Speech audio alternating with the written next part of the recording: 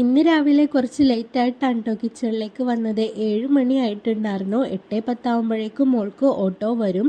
അപ്പോൾ ഇന്ന് ബ്രേക്ക്ഫാസ്റ്റിന് ഇടിയപ്പവും മുട്ടക്കറിയുമാണ് ഉണ്ടാക്കാമെന്ന് വിചാരിച്ചിട്ടുള്ളത്. ഇടിയപ്പത്തിനുള്ള വെള്ളം വെച്ച് കൊടുത്തിട്ടുണ്ട്. ഞങ്ങൾക്ക് എല്ലാവർക്കും ഓരോ മുട്ട വീതം കുക്കറിൽ പുഴുങ്ങാൻ വെച്ചിട്ടുണ്ട്.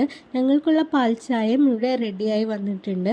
അപ്പോഴേക്കും ഇടിയപ്പത്തിനുള്ള പൊടി കുഴച്ച് വെക്കാണ്. 1.5 ഗ്ലാസ് അരിപ്പൊടിയിലേക്ക് ആവശ്യത്തിനുള്ള ഉപ്പും കൂടെ ചേർത്ത് നല്ല തിളച്ച വെള്ളം ചേർത്ത് കുഴച്ച് മാറ്റി വെച്ചിട്ടുണ്ട്. അതൊന്ന് ചൂടാറി വരുമ്പോഴേക്കും എൻ്റെ ചായ ഞാൻ കുടിക്കുകയാണ്. ഒരു ചായയും ഒരു ബിസ്ക്കറ്റും ഞാൻ എല്ലാ ദിവസവും രാവിലെ കഴിക്കാറുണ്ട് കേട്ടോ. അത് കഴിച്ചു കഴിഞ്ഞാൽ എനിക്ക് പ്രത്യേക ഒരു ഉഷാറാണ്. മോൾക്ക് ലഞ്ചിലേക്കായിട്ട് ബ്രേക്ക്ഫാസ്റ്റ് തന്നെയാണ് കേട്ടോ കൊടുത്തു വിടണത്. അതായത് ഇടിയപ്പവും മുട്ടക്കറിയും തന്നെയാണ് കൊടുത്തു വിടണത്.